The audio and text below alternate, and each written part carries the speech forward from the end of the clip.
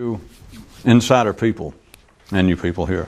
Before I start tonight, I plan to sort of tonight or sometime in the near future to go into, on these public tapes, a little something again specifically about the kinds of things somebody can do, or to be blunt about it, the kinds of things that you've got to do.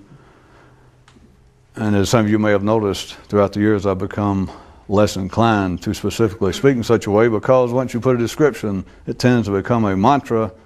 If not with those who hear it, then I tend to, using I metaphorically, tend to continue to repeat it for a while.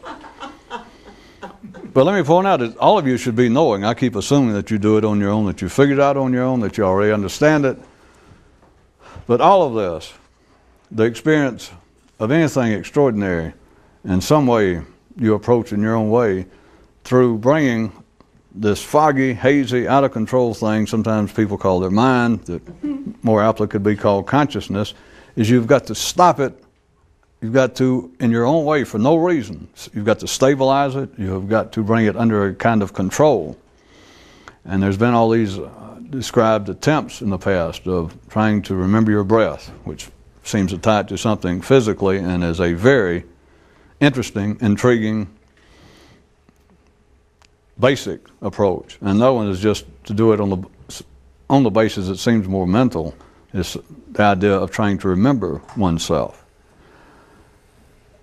All of you should be knowing this. As vague as I can talk for the last few years and just seem to be talking about life and men in general, is you have got to be doing something. And I can continue to come up with descriptions because everyone has to continue to come up with their own way. I covered tonight in one of the news items that you have got to deal with some singular method, except you've got to continually reinvent the singular method for yourself.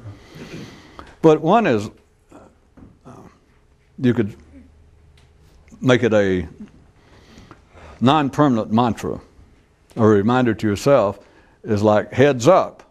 Is in the midst of what's going on in your head, you've got to recall heads up, and it's the same old thing as you bring yourself into a state of awareness which is more directed and more precise than your normal state, even though your normal state is called awareness and you can live through it. You can live by it.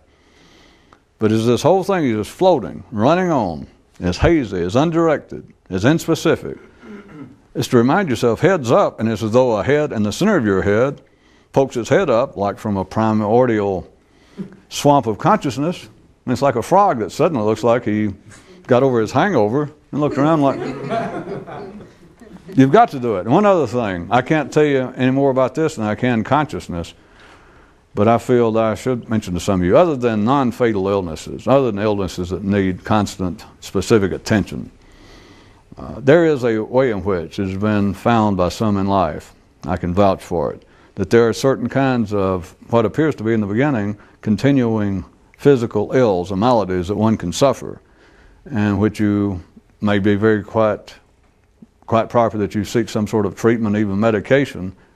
And I know this is going to sound vague, but there is some way in which, if you sort of lose interest, go ahead, there's no description of this, you go ahead and take your medication. Let's assume it's something that they say you need medication, and the medication initially, alleviates the problem, or mediates it.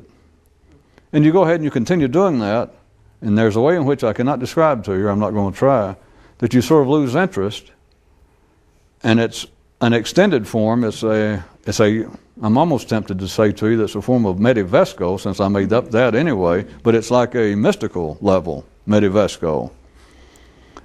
And that you can, verging on what would appear to be the quite unusual, if not miraculous, some of these maladies can end up disappearing. It's as though you treat them in the way that, in the beginning, the only way you can, and I could draw a comparison that the only way that people apparently can become more conscious is by listening to someone like me talk. But then, finally, ellipsis, start the tape. Bye.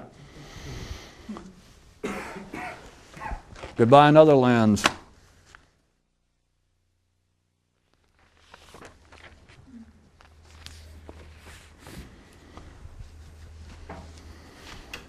When life became aware that this one guy was planning to start talking about it and its future in ways unusually close to its normally unrecognized reality, it told him that he could do so, but only if he never hinted that any of it was in any way a matter of seriousness. Yeah.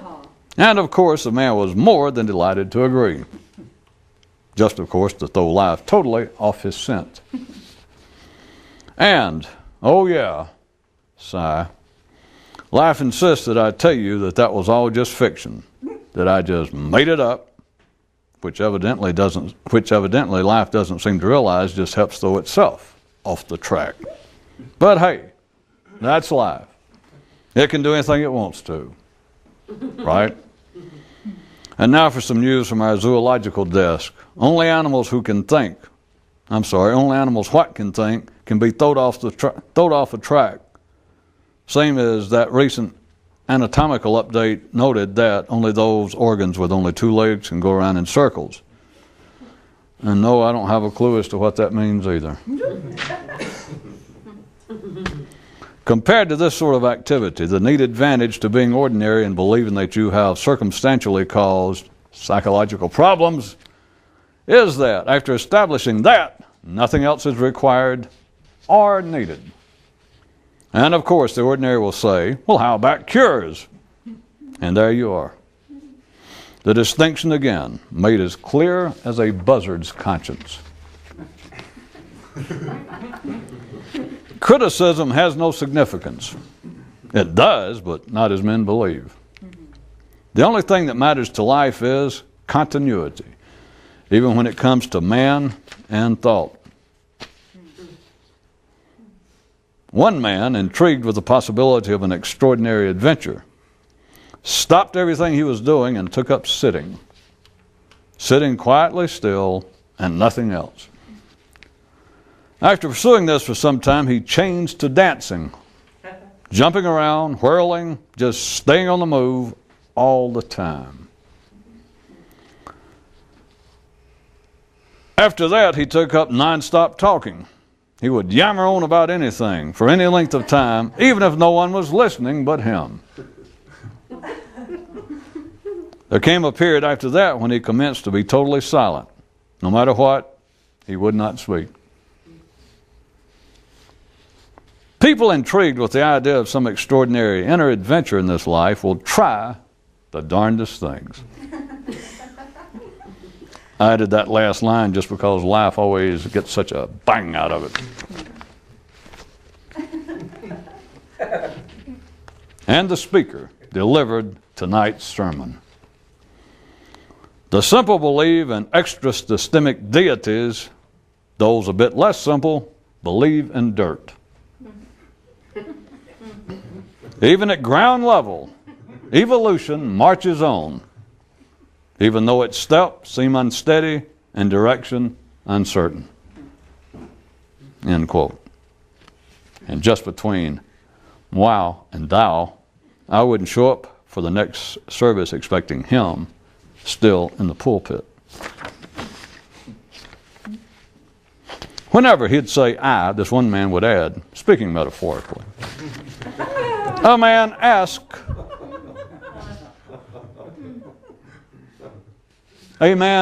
a mystic, is the enlightenment the experience of realizing the secret?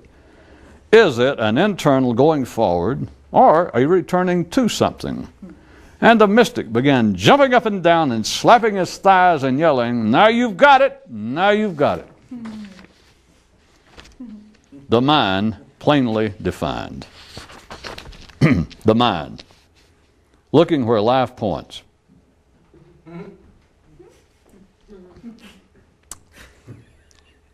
It's alleged that on some lesser developed planets are creatures who are unable to see, not in the dark, but rather cannot see the synonymy of nouns with verbs. Those of you active in mathematics and theoretical physics might be further interested to know that also on such worlds, which for the sake of example, let us say consist of 5 dimensions, have great difficulty experiencing the existence of any dimensions beyond 5. But moreover, if it makes you feel any better, The intellectuals in such realms compensate for their lack of experiencing this by being able to conceive of mental models thereof. No offense to science, but not at all that different from the relationship between religion and the actual excursion into new areas of consciousness. Just as thought never exhausts reality, so also does thought never exhausts thought. Does that give you something to look forward to, or what?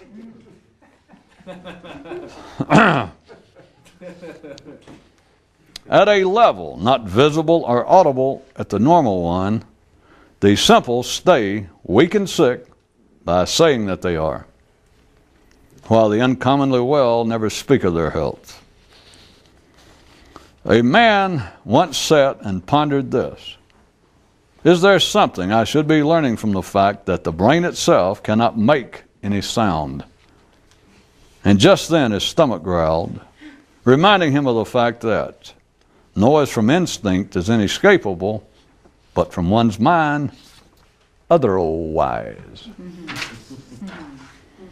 One chap on the quest kept, written on a slip, which he kept in his pocket, this reminder: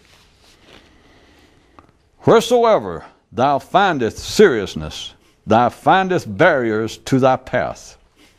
And wheresoever is linearity is seriousness. His mind kept up a constant insistence that he should dispose of the note. A side story to one of man's creation myths. 'Tis said that when the animals in the garden saw what happened to Adam, they one and all decided to skip becoming conscious enough to be talkative so as to ever have to answer for their behavior. The son of a mystic once said to the old man, when I grow up and out of this, I want to become a mouse, but only if I can learn to swallow a boa constrictor. And the mystic was secretly relieved to hear him say such a thing, in that he had been harboring some uncertainties as to his siring of the lead. Cock-a-doodle-doo. Confirmation of a common suspicion. As far as life on the earthly level goes, it is best to wait till after death for help to arrive.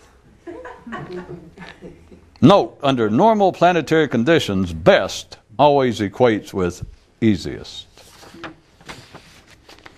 Now tonight's PSA. It's pretty difficult to ever accomplish anything new with your consciousness until you realize that your consciousness, as is now, actually consists of two things going on in your brain that are normally taken to be the singular phenomenon of consciousness.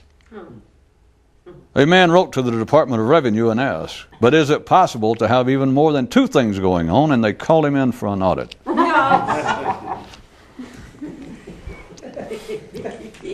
One thing you might consider before stepping into such a postal faux pas is that as long as you maintain that you don't get it, you won't get it. See, you just saved yourself the cost of a stamp and a wasted life.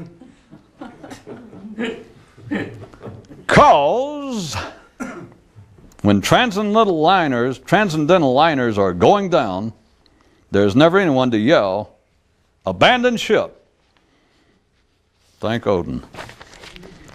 Legend says that life once took such offense at something the mentally active creatures of one world did, that in retaliation it gave them the ability to think about things to such a degree that it could substitute for them actually experiencing it. Due to my heartfelt concern for people's general sensibility, I will not reveal to you the name of that particular planet. A man asked a mystic, is the awakening of consciousness involved with a bringing of the mind under control, a new understanding of what the mind is, a shutting up of the mind, or a moving of awareness beyond the mind? And the mystic fell to the ground and began rolling up and down nearby hills as he hollered, that's it, you've got it, that's it.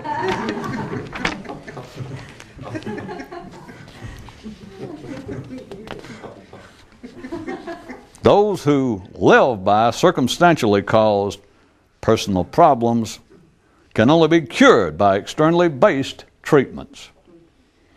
Thus, none can be cured, though none are particularly disturbed by the fact. This, another of the final words regarding mental health and the understudied matter of human stupidity. Tonight's household tips. Tip 1. You can identify stupid people by looking them directly in the eye. Tip 2. It's best not to look most people directly in the eye.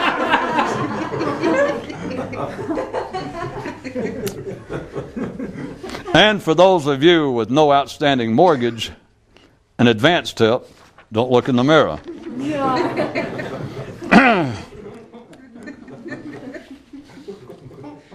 The perils of criticism lies in physics, not morality. There was once a consciousness school whose approach was based solely on the student listening to what the master said to him. There was a later school which employed the method of the student having to respond to whatever the teacher said to him. Then there was a school after that one in which the activity consisted only of the student asking the master questions. But there was a group even later on whose teachings, in quotation marks, they always insisted that you add, whose teaching was transmitted by the method of the teacher saying nothing and the student hearing everything. One man awoke one morning to suddenly discover Tibet in his head. Or was it his bed? Perhaps it was India. Japan? Maybe it wasn't even his head. When it comes to the expansion and stabilization of one's own awareness, the only good method is a singular method. Until it quits working, then you need another soul one. Tonight's metaphysical update for those in search of. There are 3 types of messiahs: those who are dead, those now alive, and those yet to come. And now some additional news. There are 3 ways to get a severe crick in your neck.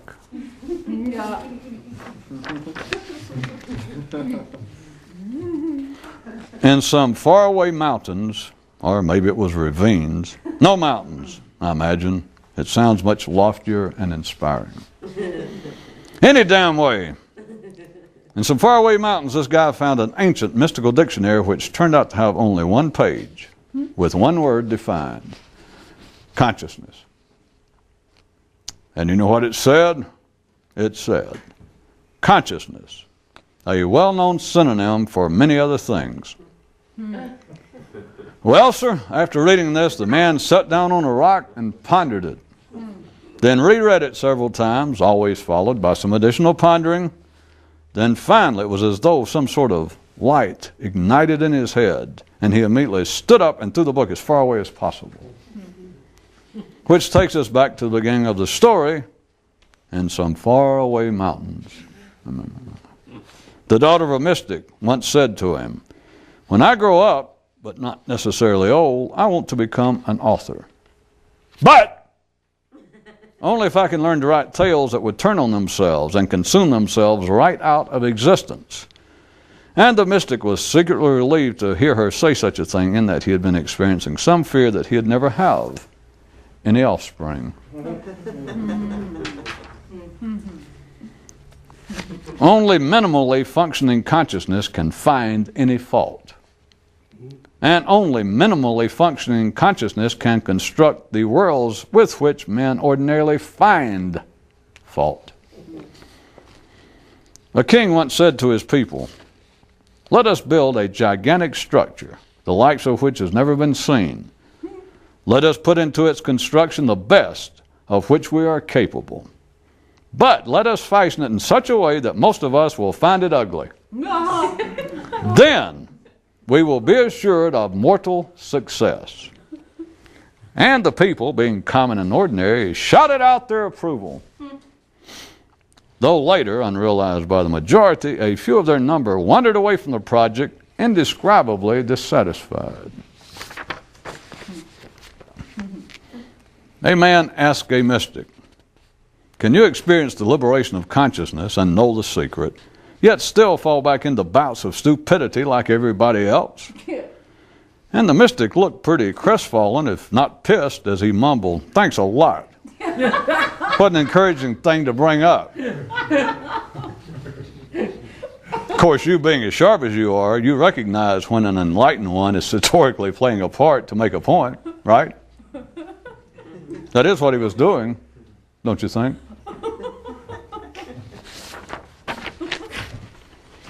Only unfinished products have the energy to preach or be preached to. More of the unknown history of this kind of activity.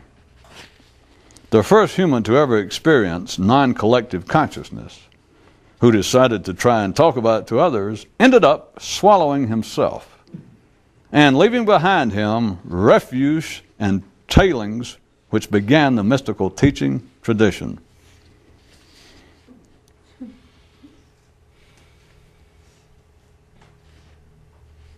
Alternate version. The first awakened man to ever stand at an echo point and yell into a canyon did so with his mouth closed. Seriously skewed edition. The reason that the enlightened have so few personal friends is because they won't even speak to themselves. Consider the matter of adverse judgments in this manner. Anything running slower than you are appears to be stupid, and all around you constantly are things running so. But also all about you are things operating at a faster speed than you. Do I have to ask you point blank how you figure you look to them? Inside of everyone's brain are two brains. Inside of every symphony orchestra are two orchestras. Inside of every movie and book are two movies and books. Inside of every marathon and tango are two other track events and dances. And inside of every brain are two brains, whose relationship to one another is unknown, inasmuch as each other's existence is a hazy concept. There was once a long-distance runner who continually sensed the unseen presence of another running along with him. At times he could hear him breathe and feel the fall of his feet somewhere around him. And when he'd speed up to try and lose his phantom partner, he'd stay apace, and slowing down accomplished no more.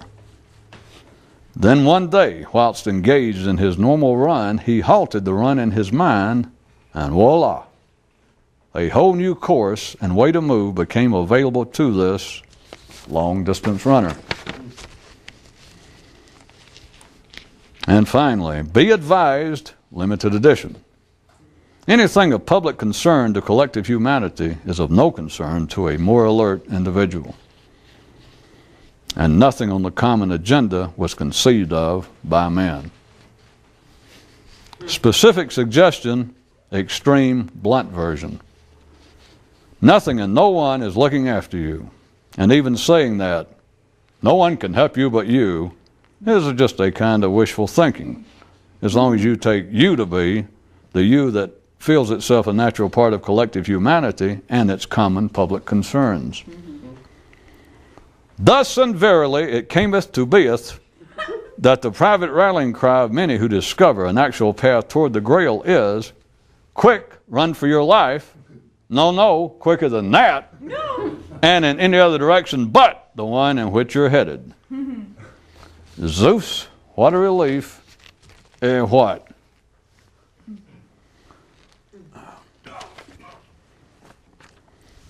Try again a bit of what we were talking about, that all of the mental life of man,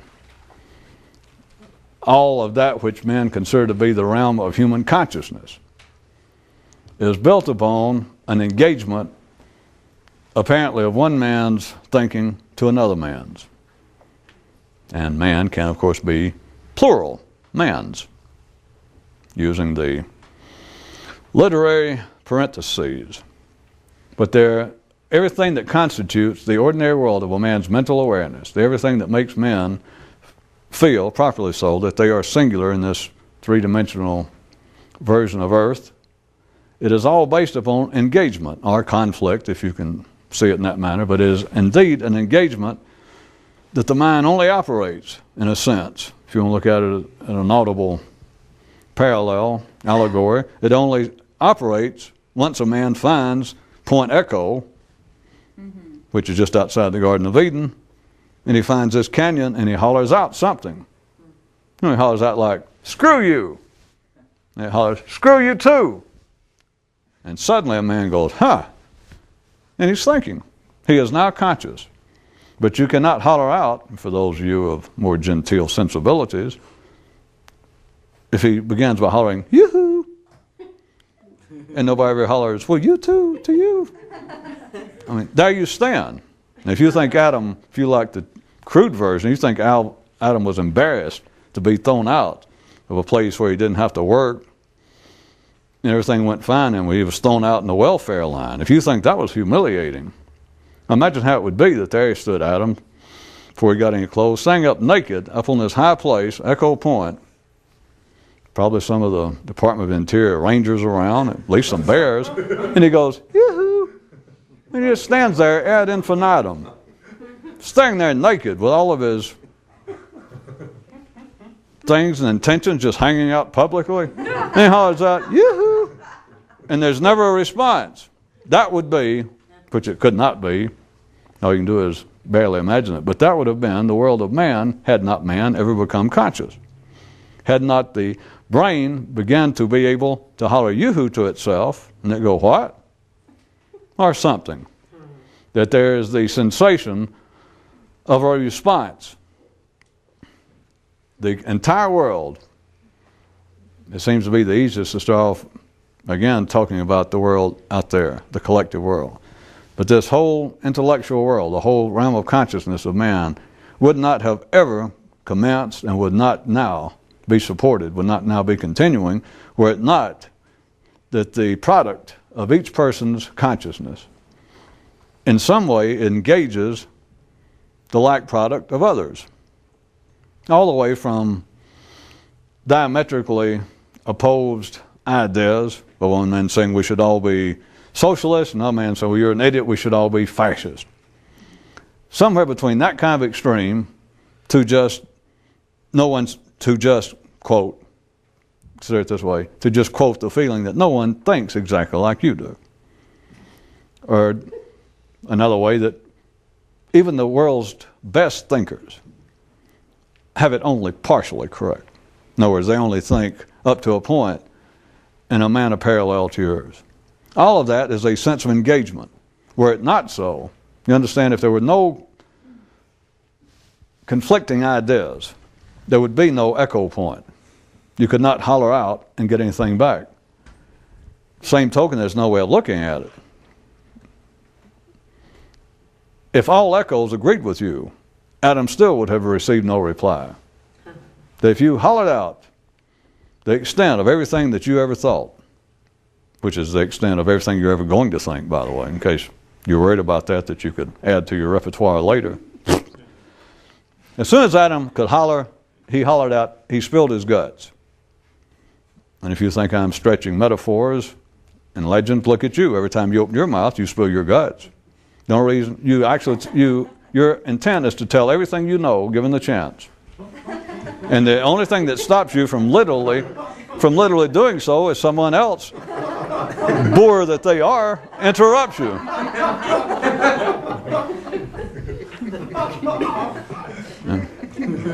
Those of you that get it, that even though say that you can't open your mouth and tell everything you know at any one time, those of you that are here with the right kind of gill-warming laugh out there, you understand that in a sense, truly, a person, just within a reasonable 2 or 3 minutes that you're in a serious discussion, of ordinary first, they do tell everything they know. The one way to look at it, ask somebody a question like, "Well, what's your opinion about our Prime Minister's latest State of the Union message? What's your idea? What's your reaction to so-and-so?" and give somebody, an ordinary sane person, give them leeway. Yeah. In other words, say, I'd like to hear what you say, and let them speak until they reach. Don't interrupt them. Let them speak, 2 or 3 minutes, probably at most, but let them really get to the point, not long, like you're listening, Let them get to the point that they seem satisfied that they reached some conclusion. That was all they know. They told you all they know. Once an ordinary man's mind and tongue, left to its own devices, reaches a point of contemporaneous satisfaction, that it is satisfied to stop. If you go, well, that's interesting. Is that really all you have to say on the matter? And say, well, that about covers it. He has told you everything, not only he knows on that subject, because the subject was irrelevant. He has told you everything he knows. In case anybody missed the point that Adam, the first time he spoke, first time Adam walked out to the echo point and decided it was time to holler out. No matter what you think, no matter how incongruous it sounds, literally. But once he opened his mouth to holler out, even if it was just yoo-hoo, that was all he knew, and that is all he was ever going to know. Because people do not speak. See, children, they're always, I know that there are these continuing debates and research done by psychologists and other people about why do some children speak earlier and later than others, or what is it that triggers the overt manifestation of the expression of human language in a child. I'll tell you when children begin to speak. And it varies a little bit from child to child. A child does not speak until it knows everything it's going to know. Then it speaks. Then it goes, Mama, or yoo-hoo. According to how aggressive it is, or it looks at its parents and says, screw you. But then you're back to Adam, which I shouldn't use that because Adam was actually more adult than most children, or some children are. Or it was the other way around. It's been so long since I read the story. At any rate, people tell all they know. All they know has been built upon resistance. All they know. The extent of consciousness has been built upon the echo system. There is no way, I can surely, or I'm going to abandon talking about this specifically. All you've got to do, you don't have to listen to me, you don't have to consider and try to wrap up all these several nights of speaking about this apparently directly. All you've got to do, go off in private, go in any room of the house you care for. Sit down, just you and your brain, just look up at it. Of course, you know how it goes, then you have to look off. Have to look off. You look off, and then you look back, and you look off, and you look back, and you look off, and you look back, and you realize, at any given moment, you realize several things. One of them was I just did in passing. You realize at any given moment you think about everything you know. You do it continually. And only the simple-minded, that is ordinary sane people, the kind of viewers who do not watch our show, only a simple-minded person would say, wait a minute, in a split second I do not think of everything I know. I turned and looked, and I suddenly, all I was thinking about was what that guy said to me this afternoon at the service station. In fact, I did it several times. I caught myself doing it. So anyway, that's not all I know. It is. And the mind will say, well, it's not. And they start saying, well, you better sit down because I can tell you everything I've ever read. I can tell you all the things I remember from college. And of course, the question that they can't respond to is, well, why don't you ever think about them? Why don't you think about what the guy said to you at the service station? Why is it for the last 5 minutes, every time you look up, you're thinking of that? I don't know, I just got stuck on it. Well, that's right. People don't get stuck on being themselves, do they? No, not unless they're sane. If they get unstuck on themselves, they're insane. Mama, I think maybe we'll take Hubert back to that hospital. You realize I go into him some mornings to wake him up, and I say, Hubert? He'll go, Hubert's not here. And other mornings I go in, I'll say, Hubert, it's time to get up and slap the hogs. And he'll say, how many times do I have to tell you my name is Albert? And sometimes I'll walk in and Hubert will already be awake and he'll be talking to himself. I don't mean just mumbling. He'll be saying, well, how are you this morning? He'll go, well, fine, but what are you doing in my room? He'll go, well, I just came in to awaken you, remind you it was time for the chores. And he goes, well, I told you I quit. So, in other words, Hubert is now not telling everything he knows continually, he apparently has become more than one person, and we call him insane, not sane. You can look in your own head. You remember where we got this is if you look up and observe if a person would do it. When I say that you continually, given any reasonable opportunity, just a few minutes, a person overtly will tell everything they know, regardless of the fact that ordinary minds will say they didn't literally tell everything they know because they know a lot more than that. Yeah, well, how didn't they do it? They didn't have enough time. I didn't stop them. I kept nodding. And he finally said, well, that's it. All right. Nobody's ever going to get that. So in that case, why not refine it and go into what I just pointed out, that sit by yourself and look up at your brain. And if you have any propensity, any potential to ever accomplishing this, you simply notice. It may take you a few seconds, and it may take you a few years. It can take you a few decades, and it becomes a few seconds because you realize, well, shit, I knew this 20 years ago. And you think, yeah, but I didn't really, I don't know it. But if you sit there by yourself, you keep looking up, I say that not only will an ordinary person tell everything they know, given any reasonable opportunity to do so, that you do it mentally by yourself. And I say, I challenge you, go sit down and do it. And you sit down and do it, and you do it for a few minutes. And I come in the room, and I say, all right, do you realize that you continually, just from every time that your attention shifts, every time your mind goes from saying one thing, running down one bar of one song, it is like a conversation. It is as though you told everything you know in a conversation, and then somebody else started talking. That's when your mind looks off and you do something else. And I say to you, did you notice in the last 5 minutes, did you try and look up and see what you were thinking, and then you'd lose it, and yeah, I understand. What were you doing? Well, for some reason, I kept going through what that guy said at the service station today. And I go, well, I just want to point out to you, forget conversation between two people in the external world. Internally, you continually, to yourself, I'll give you the extent of your consciousness, your degree of in the fullest sense of the word, your intelligence. What you know, you have been telling yourself that while sitting there in the room by yourself for the last 5 minutes, engaged in this experiment. And you say, well, no, I didn't. And I say, yes, you did. And you go, no, I didn't. Because all I did every time I'd look up, to tell you the truth, I believe every time I looked up, I'd gone back to some thing about that guy in the service station, and I'd keep repeating it over and over. And I said, well, that's all you know. And you say, well, it's not all I know. You know damn well I know more than that. And then my clever comeback is, so how come that's all you said? How come that's all you thought? And of course, by then you throw me out of your house, out of your head. You can notice, back to where this part started, this paragraph, you can find out inside of your own brain that the mind only operates while it's engaged with something that apparently is external to itself. It is pushing against something.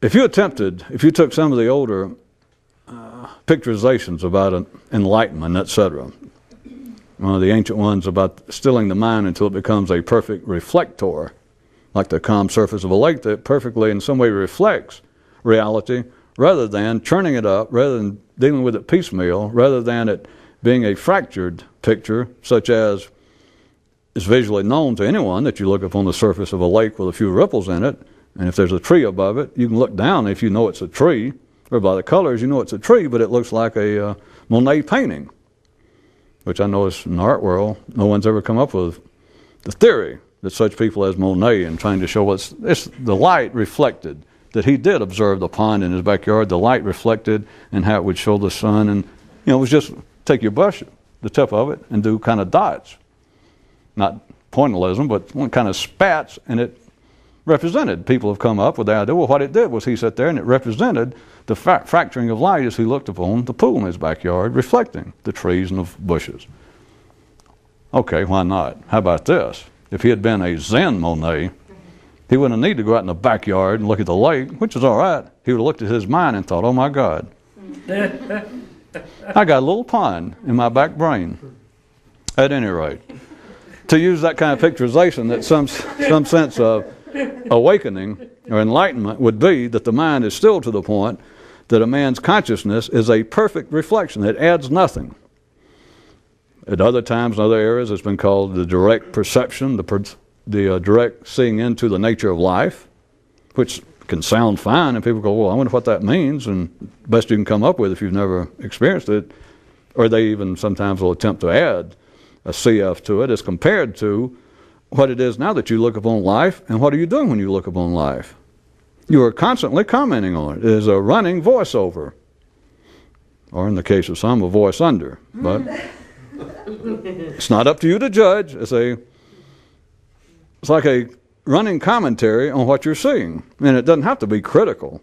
It doesn't have to be in any specific time something that would qualify as a direct criticism of what you're observing. All it takes is a commentary on life, which is a reflection, or which is equitable to the ripples on a pond. And so even though the ripples on a pond, that you can look down in it and you can see there's this big willow tree hanging out over it in the limbs, and you look at it and you know, well, that's the limbs of a tree. But it's all like this, and the waves can get out of sync, and it's harder to see sometimes, it's easier to see. But the point is, by anyone's definition, it is not a perfect reflection of the branches of the tree hanging over the lake. Now, anyone understands that. And it doesn't mean that that's a criticism. It's not that you go, God, how ugly that tree is, when it's reflected in the surface of a disturbed pond. It doesn't have to be that. As long as it's a commentary, it's ripples. As long as it's a commentary, the seeing of what's going on, now in the full sense of consciousness, not just limited to the sense of sight, the consciousness of what's going on is not perfect. It is fragmented, it is distorted, and it doesn't have to be critical. It's not that you're saying, I don't like what I'm seeing. As long as you're thinking, I'm seeing what I'm seeing. It's broken up, being the point. So the idea that another state of consciousness, or the Buddhist idea of enlightenment, the Sufi and Tibetan of a liberation or an awakening of consciousness at another level, or to another level, would be, I'll suggest to you, the hollowing into the otherwise echo canyon of consciousness, that kind of state would be. Now, there is a similarity between that and this undisturbed surface of a lake, is you holler, scream into, speak into this echo canyon, and nothing comes back. Again, remember, you can't start off that way. It has to start off otherwise, or the mind could not ever commence operation. But this other state is, there is no commentary. You are not engaged with anybody. That's why you can't, those of you understanding this, may sound childish to you now, but that's why you cannot become awakened by attempting to become a good Muslim. Because to become a good Muslim, you have to be in some way engaged with Christians, in some way in conflict with Jews. You can't become awakened by being a splendid Hindu, because in some way you've got to be in conflict. You understand, I'm just using that. I could have used socialists and fascists, but except there seems to be more people believe that some sort of spiritual enlightenment might be possible through religion as opposed to political system. I mean, that's their opinion. You know. I figured I'd let it slide. Of course, there have been those in the past that believe that it was absolutely, well, damn near impossible to ever reach a higher state of consciousness if you drove a Ford product instead of a General Motors. So, as they used to say in Detroit, it takes all kinds. I understand they don't say that a lot anymore, but we're getting too far afield, I think.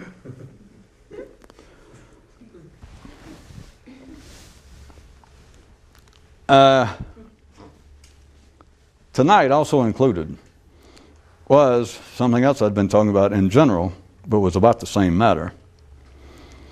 That if you accept anything that's of common concern to humans, and there's always a temptation to stop at this point and to kick around and stir up dust and try to grab people metaphorically by the shoulders and say, now listen, it's simpler than it sounds, but it's not as simple as you think it sounds. No. That no matter where you are, no matter when you are in history, whatever, in your locale, whatever is the public concern, what seems to be the pressing, the reasonable. Now I'm talking about common consensus, that it's just you walk out in the street in the daytime. Nowadays, of course, you can do it by walking out in the street of the electronic media. You can turn on TV, but you find out that new legislation concerning the health of our citizens is the number one priority. Our Prime Minister says it is, our Diet says it is, our House of Congress, the political commentators, everyone, all right-thinking, decent. It's everywhere. It's in the air. You know it comes and goes, but it's in the air right now that if they poll the people right here in Norway, it's turned out that 95% of the people, if you say, what is the most important pressing problems to us Swedes today, other than them being lost there in Norway taking this quiz, but if you say, what is, now I guess it was the pollster was lost, but anyway, if you say, what is the most pressing problem to us Swedes today, 98% say health care. All right. And of course, health care, you got to say, well, health, a man's health is important. At any rate, health care, it's at the top of the common public agenda. It is the most pressing problem of the day. Anything that is on the public agenda that collective humanity finds to be of concern, there's no way to put this, I keep skating around it, it is absolutely of no concern to someone involved with this. And you know that's not literally true because your health should be your concern, not your hobby, but you've got to be concerned about your health if you're unhealthy. But the collective concern, the public concerns of collective humanity are of no concern to a more alert individual. And when I say of no concern, surely you recognize, just as I said, that your health would be of concern, but not thinking about it. Whatever the public agenda, whatever the common concern is at your time and your place, and by concern, it's always going to end up in the civilized world to be to do with the world of the civilized, the world conceived of by the mind, civilization. Because we're still bypassing, if you're living in a civilized country, the public concerns are not going to be over eating enough. Someone's always going to holler, well, we got poor people who are going without, which is always there, and it's nothing new. But the heart of the mainstream of any civilized area and era, the instinctive concerns, the physical survival concerns are not part of what would nowadays call the public agenda. Right here today in Turkey, here we are in 1998, it is not the government, the pollsters, the media, the pressing concern of the day when we go out, as they just recently did, and they poll to ask us Bulgarians he's lost again, to ask us Bulgarians, what do you consider to be the most common pressing problems facing us Romanians today here in Turkey? 98%, by God, will not say getting enough to eat. And we all know that there are people going hungry everywhere in the world. But what is part of the public agenda, other than a few voices that life always causes to be raised, it will not be going hungry. I know that gets hard to see sometimes, so how about this? This is just as instinctive, this is just as survival-based. 98%, nay, not even 9%, nay, not even 1% of people when polled, if you ask what is the most pressing problems facing us Armenians today, will they say, getting enough sex. Even if individually here and there we'll assume that there's some real ugly people, I resent that may not be getting enough. It will not be part of the collective concern of humanity. Do you understand? The concerns always come out. They're always couched in terms of that which is indicative to the civilized world. Health care. See, health care is not the same as health. Health care is into the world of civilization, into the concocted mental construct of man, that is the world of government, the world of somewhere out there collectively. Health care, we all know, is legislation. If not legislation, social programs, or perhaps a voluntary nature, but they are programs that are based upon collective action, or at least collective concern. That's not the same as health. Health care is not the same as health.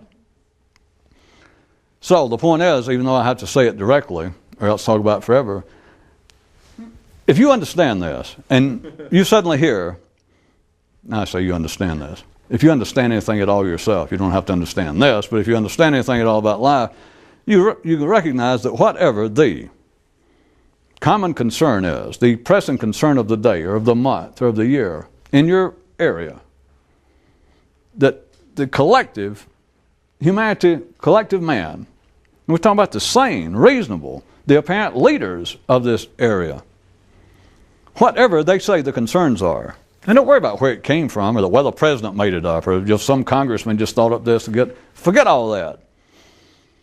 If it is now, for any length of time, that so-and-so is out here, it's a social, it is a collective problem. It is one of the highest problems on the agenda facing us finished people today.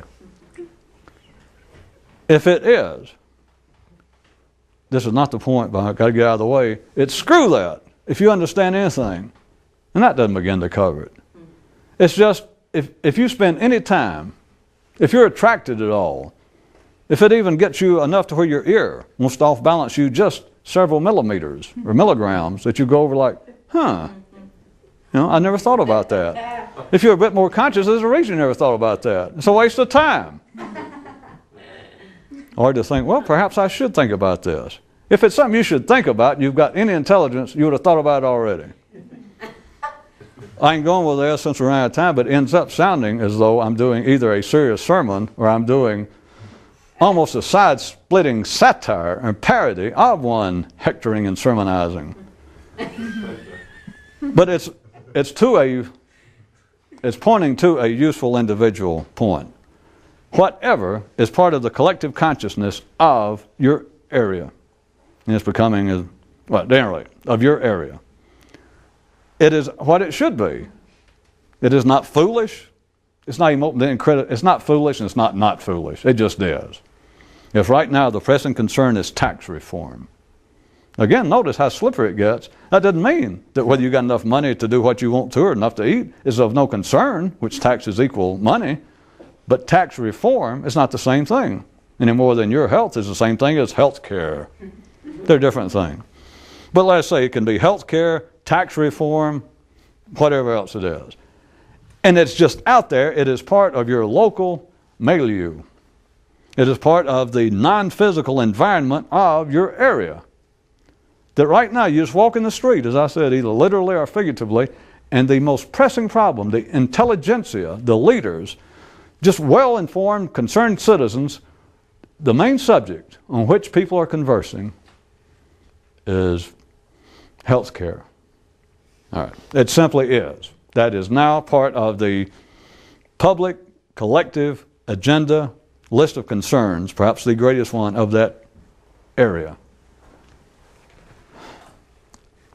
There's no other way I can put it. Think of anything but that.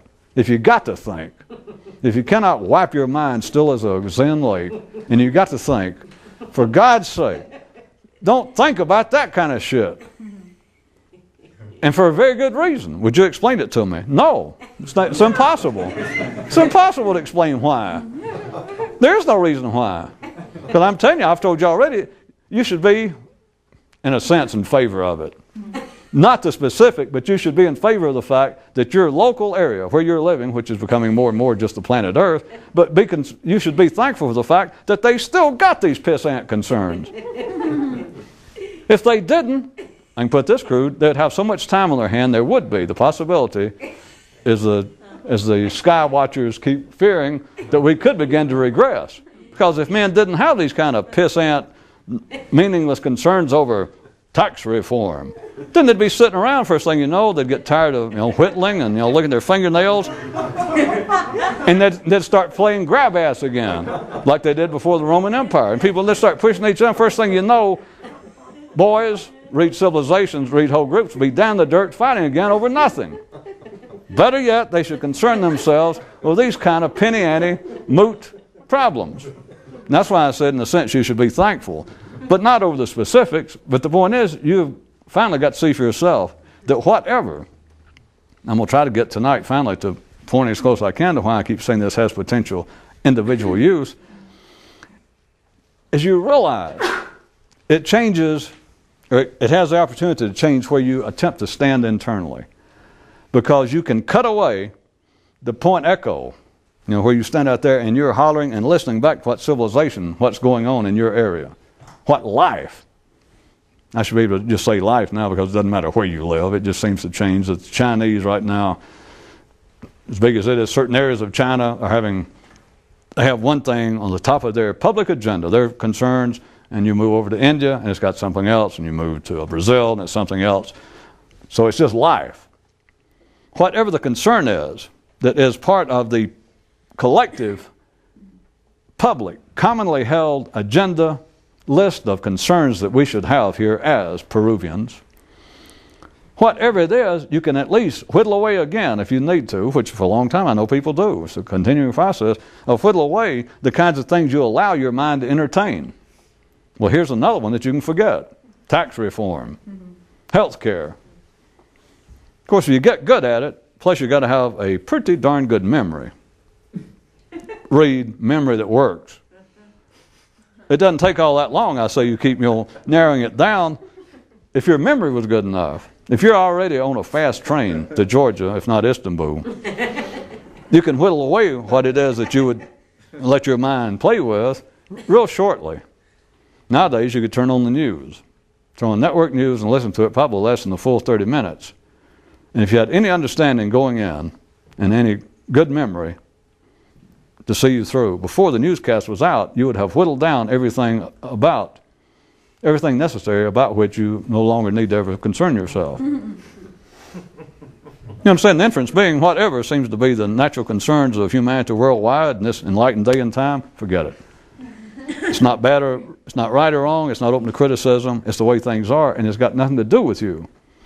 And once you see it, it's more than got nothing to do with you, and it's really more than a waste of time, which is what I guess some people's mind would first interpret what I'm saying to mean. For me to say, well, it's got nothing to do with you, and you say, oh, so I see that me thinking about it's a waste of time. Yeah, but it's worse than that. Because that should be worse than enough. But you can whittle away. Then every time you look up at your mind, see the way it is now, the mind will accept itself.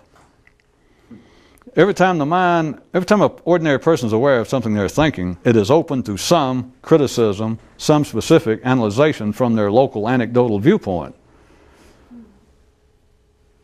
It's not open to any analyzation once you understand what's going on. It's all noise. It's all traffic. It's all ripples on a lake. And it's only ordinary minds that if it's pointed out that there might be some possibility that this could be otherwise, the ordinary mind will look and go, well, yeah, I could do better.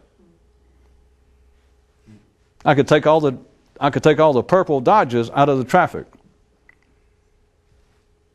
That's the same idea as if I could just overcome my psychological difficulties.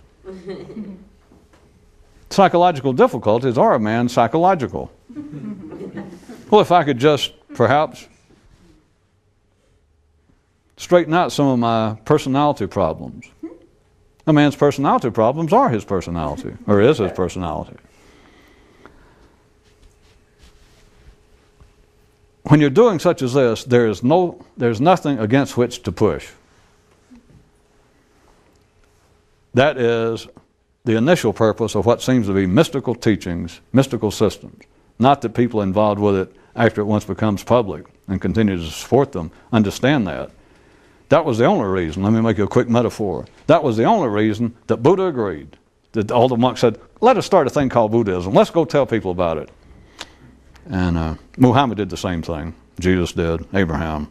And he said, oh, no. And they kept coming back, oh, let us do it. And he went, no. Hey, let's do it. And he went, well, and he thought about it and he thought, well, okay.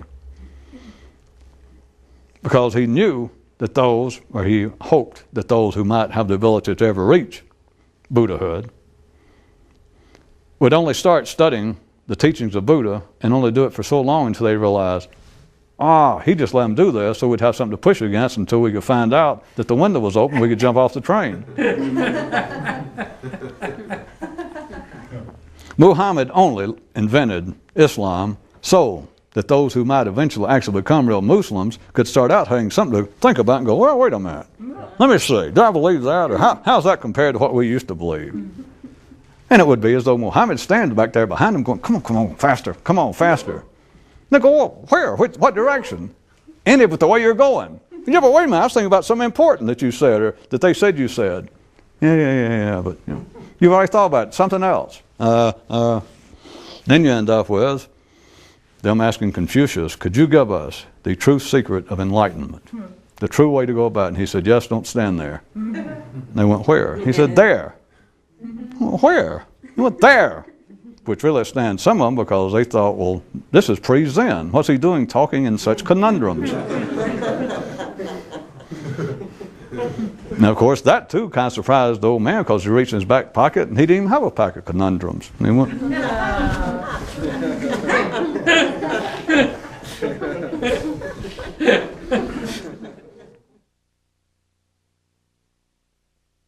well, no, I meant from the hour. Yes.